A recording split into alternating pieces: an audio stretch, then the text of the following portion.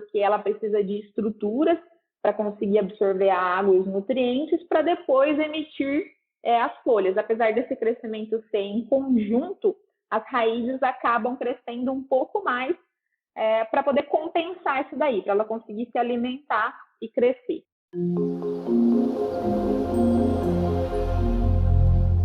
Bom dia, pessoal, quem estiver me ouvindo aqui. Essa é a primeira vez que eu vou fazer esse tipo de conteúdo aqui no canal da AgroInsight. É um conteúdo que eu venho pensando já há um certo tempo, mas agora é que ele se tornou possível. Que seria tanto eu continuar os meus estudos, né, e me aprofundar um pouco mais na teoria, que é o meu desejo, quanto compartilhar com vocês esses momentos para quem estiver presente, ao vivo, quiser acompanhar, que seja uma coisa fluida, né, e tranquila. Eu sei que não é a maneira melhor de se dar aula, né? Eu considero isso uma aula não porque eu saiba mais, enfim, isso aqui é uma busca para mim também, mas eu considero uma aula porque é uma troca de informações, né, em busca de um conhecimento ou de um objetivo comum. Não é a melhor maneira, claro, é sempre melhor ao vivo, eu sempre preferi ao vivo, mas no momento que estamos, né, hoje, não é possível, a gente tem que buscar alternativas para que isso aconteça e não pare de acontecer também no mundo digital. E o bom da internet é que você pode acompanhar a aula ao vivo para tirar dúvidas, você pode assistir depois, quando você tiver tempo. Para quem gosta de ouvir o conteúdo de forma mais devagar, como eu estou conversando aqui com vocês, você pode assistir na velocidade normal. E para quem gosta de assistir rapidinho, né? Gosta de acelerar aí para ouvir mais rápido, ou porque está com foninho, etc., você também tem essa possibilidade, o que é ótimo, então, tem essas vantagens. Vamos lá. O que eu vou começar compartilhando aqui com vocês? Eu quero começar essas aulas e marcar um horário de toda terça-feira às 10 horas, tá? Eu sei que não é um horário bom para todo mundo, mas enfim, é o horário possível. Eu quero começar com o livro Fisiologia Vegetal, que é uma matéria que eu também gosto muito e que gostaria de me aprofundar, e por isso eu estou trazendo aqui para essas aulas ao vivo, tá bom? Vou mostrar para vocês aqui a capa do livro, para quem quiser comprar, enfim. Hoje a gente tem disponível aí no Kindle, né? Livro Fisiologia Vegetal, ou você pode pedir no físico também, não tem problema. Ó, eu vou pegar aqui para vocês, só a capa para vocês darem uma olhada, né? Isso aqui é um livro clássico da Fisiologia Vegetal, que a gente estuda na faculdade mesmo, né? Mas assim, estuda, né? Entre aspas, porque ninguém pega para ler de verdade. Eu mesmo não peguei, agora que eu fui acordar para ele. Fisiologia e Desenvolvimento Vegetal, 6ª edição. Tá? Então, esses 2 livros que a gente vai começar, eu vou começar com o livro de Fisiologia Vegetal e depois a gente vai para esse da História da Agricultura, tá? Olha só, esse livro é muito legal. Olha só os assuntos que ele aborda. Sumário resumido. Arquitetura da célula e do vegetal, transporte e translocação de água e solutos, bioquímica e metabolismo, crescimento e desenvolvimento. Esses são os temas principais, tá? Essas são as unidades. E aí, dentro disso, a gente tem arquitetura da célula e do vegetal, estrutura do genoma, expressão gênica, tudo isso são palavras que parecem assustar, mas conforme a gente vai, pouco a pouco, desmistificando, né, lendo, explicando, a gente vai entendendo, tá? Não é uma leitura fácil, nem para mim, que estou aí há mais tempo no mercado, mas juntos a gente vai conseguir, tá bom? Vamos lá. Ó, eu vou ler primeiro o resumo e depois a gente volta aprofundando. Eu vou começar lendo o resumo do capítulo. Aqui é o capítulo Arquitetura da Célula e do Vegetal. Vamos lá. Apesar da grande diversidade em forma e tamanho, todos os vegetais realizam processos fisiológicos semelhantes. Todos os tecidos e órgãos vegetais, assim como o organismo inteiro, mostram uma polaridade de crescimento, sendo derivada da polaridade axial ou radial da divisão celular dos meristemas. Vamos ver o que vamos ler de novo e entender o que isso que eles estão querendo dizer. Apesar da grande diversidade em forma e tamanho, todos os vegetais realizam processos fisiológicos semelhantes.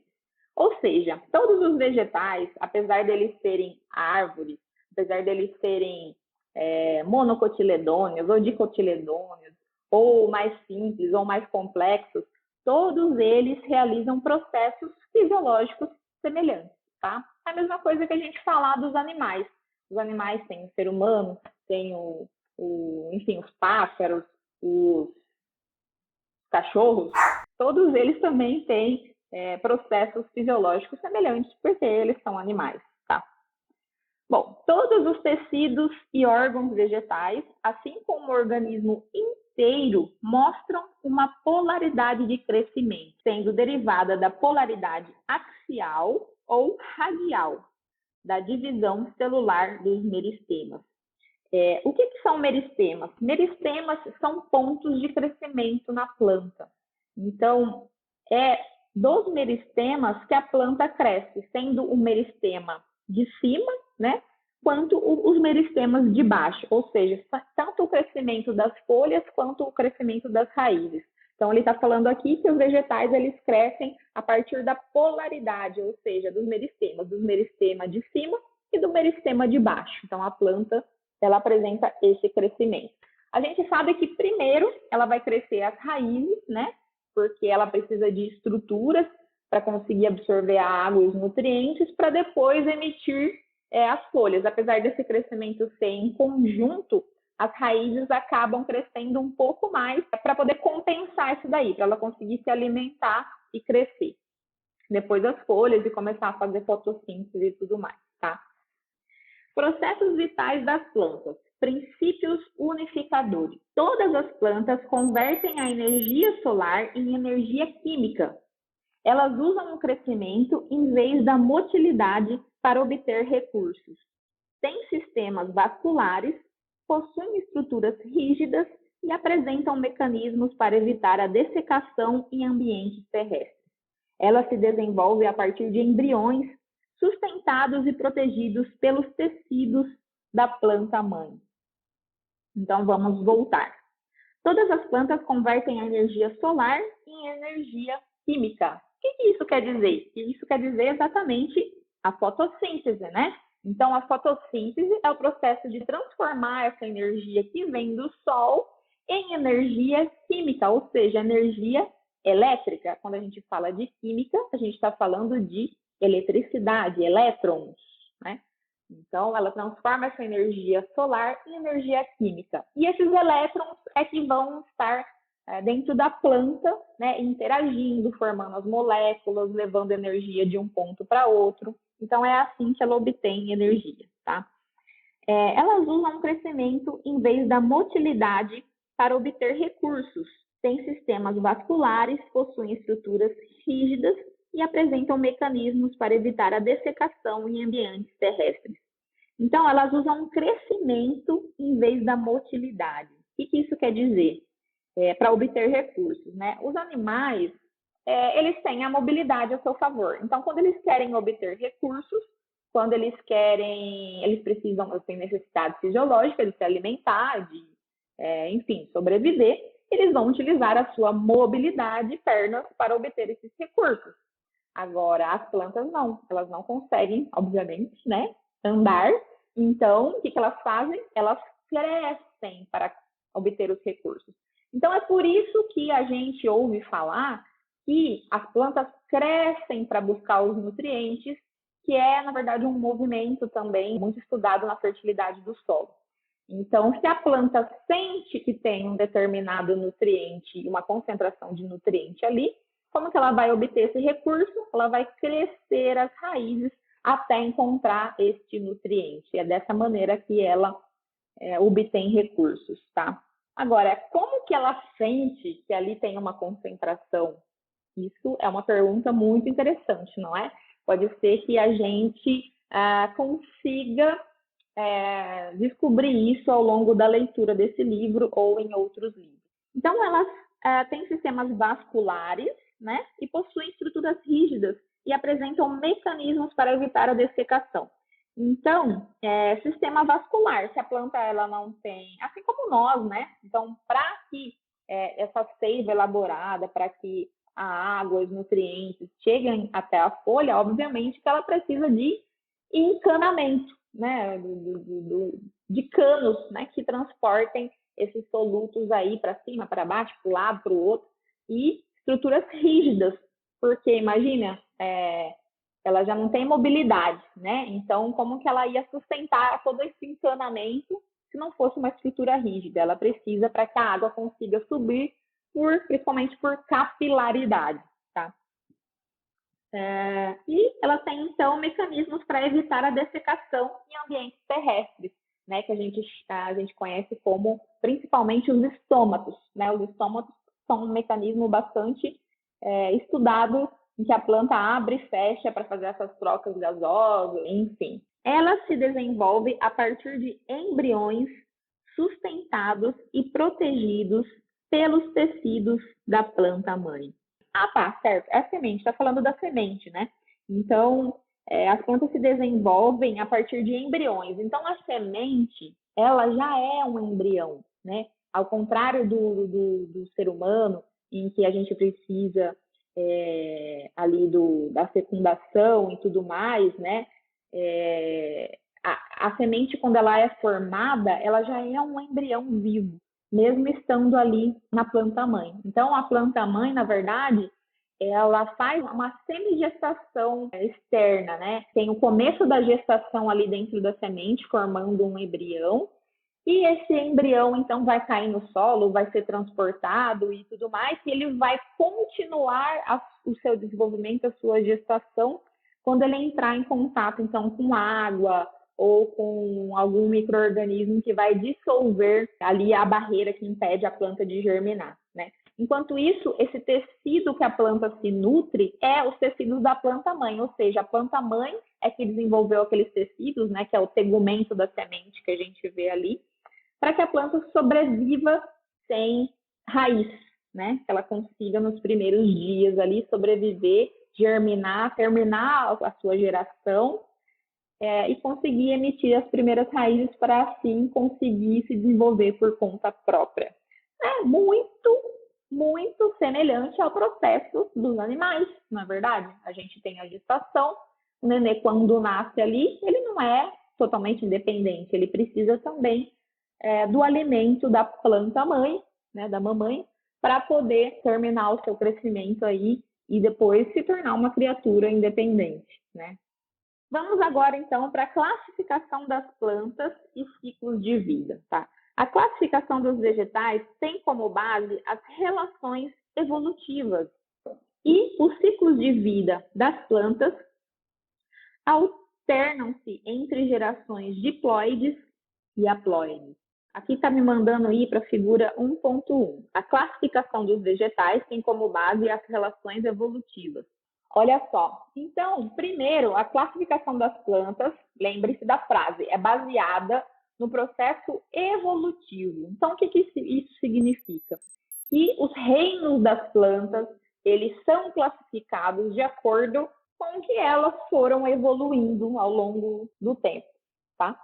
Algas, plantas avasculares, plantas vasculares, plantas embriófitas, desculpa. Plantas vasculares têm as plantas floríferas, angiosperma. Então, olha, a evolução das plantas foi o seguinte. As primeiras plantas que apareceram no mundo, elas foram classificadas, elas são algas, né? Classificadas como algas. Então, ó, começaram por algas vermelhas, tá? Que é isso daqui? Ó, cadograma mostrando as relações evolutivas entre os vários membros das plantas e seus parentes próximos, as algas. A sequência de inovações evolutivas, indicada no lado direito da figura, por fim, deu origem às angiospermas. MAA, milhões de anos atrás. Então, algas, na verdade, não são plantas. Não são plantas, mas elas deram origem às plantas. Então, veja, algas vermelhas, primeiro algas vermelhas, isso tem muito a ver com a captação, a primeira captação de energia solar, porque a gente pode conectar quando a planta não está fazendo fotossíntese direito, o que acontece? Ela não fica vermelha, quando tem algum distúrbio, a folha fica vermelha, não é? Porque ela está captando um outro tipo de energia por algum motivo, e aí ela acaba interferindo na clorofila e ficando vermelha, ela fica tóxica, né? Isso acontece muito no algodão, por exemplo. Então a gente daí linka, né, por o fato das primeiras algas serem vermelhas. Então, primeiras algas vermelhas, depois as algas verdes apareceram há cerca de 1.200 milhões de anos atrás, tá? Algas. Depois elas foram evoluindo para as plantas embriófitas. Depois a gente vai descobrir o que significa isso, embriófitas. Mas eu tenho um palpite que isso se trata de plantas que são capazes de gerar embriões. Por quê? Porque as algas, elas não se multiplicam através de embriões, né? Elas se multiplicam através de partenogênese. Será, gente? Eu não lembro dessa parte. Tá aí outra coisa que a gente vai ver para a próxima aula. Como que as algas se reproduzem? Bom, depois foram para algas verdes, né? Plantas embriófitas. E aí, dentro de plantas embriófitas, também tem uma sequência de evolução, que foi plantas avasculares, ou seja, musgos, antoferos e hepáticas. Ai, gente, o que será isso? Se a gente pegar musgo, né, que é uma coisa que a gente conhece bem, musgo a gente conhece, aquela coisa verde que cresce na pedra, né? Então, os musgos apareceram há 450 milhões de anos atrás e já são adaptações à vida terrestre, ou seja, as algas viviam no mar, né, na água, no fundo dos oceanos, de onde surgiu a vida na Terra. E aí, quando ela evoluiu para algas, elas já estavam adaptadas à vida terrestre, né? Desculpa, quando evoluiu para musgo. Depois, elas evoluíram para pteridófitas e grupos afins, pteridófitas, lá por volta de 360 milhões de anos atrás. A essa altura, elas já tinham transporte vascular de águas e fotoassintatos. Ou seja, depois que elas evoluíram de musgo, né, para essa pteridófitas, nossa, deve ter um nome melhor para isso, não? Elas já conseguiam fazer o transporte vascular de água e fotossintase, tá? Depois, elas evoluíram para gimnospermas. Vocês já ouviram falar desse termo? Acredito que sim, né? Gimnospermas. O que são gimnospermas? Que a gente aprende lá na faculdade, são plantas que conseguem gerar sementes, tá? Então, dentro dessas classificações aqui, ó, plantas vasculares, né? Plantas vasculares e avasculares, tá? São os musgos. Plantas vasculares, o que a gente mais conhece são as gimnospermas, que são capazes de formar sementes. E aí depois evolui para plantas floríferas, que são, dentro aqui da classificação das plantas vasculares, as plantas capazes de gerar flores. Então, veja bem, queridos, flores são evoluções no reino das plantas. As flores, elas surgiram por volta de 183 milhões de anos atrás, certo? E aí, depois, então, elas evoluíram para monocotiledôneas. Agora essa palavra já está ficando mais perto do agro, né? Monocotiledôneas, por volta de 169 milhões de anos atrás. E depois, eudicotiledôneas. Então, tá vendo? A classificação das plantas é baseada no seu processo evolutivo, assim como a classificação de solos também. Muita gente não sabe, mas a classificação dos solos também é baseado na sua evolução. Então, por exemplo, solos jovens, né, neossolos, esse nome neo, né, quer dizer solos jovens. Todo neossolo, ao longo de milhões de anos, eles podem evoluir até se tornarem platossolos, que aí são solos mais antigos, entre aspas, porque todo solo é antigo, mas são solos mais intemperizados, que já passaram por processo de chuva, de lixiviação, enfim, solos mais velhos. Então, a classificação dos solos nada mais é também do que a classificação do seu processo evolutivo. De solos jovens, ou seja, um solo que acabou de sair da rocha, para solos mais trabalhados, né? Solos que foram mais quebrados, mais intemperizados, com partículas cada vez menores, aí já entraram os micro-organismos ali, aí já virou aquela festa, aquela bagunça, aquele solo que tem condições de sustentar plantas, né? E aí vem as plantas, várias espécies, aquela bagunça, aquela coisa toda. Então, é isso. E outras coisas também. Os animais, né? A classificação dos animais também é feita no processo evolutivo. Então, tudo da classificação científica é feito a partir do processo evolutivo. Muitas vezes a gente não tem essa visão, né? Porque as coisas são ensinadas para a gente muito compartimentado. Então, você aprende lá o reino tal dos animais, o reino tal dos vegetais, e você acha que, tipo, eles nasceram assim, surgiram desse jeito, pequenininho, e aí foram. Tá bom? Um grande abraço para vocês, um grande beijo.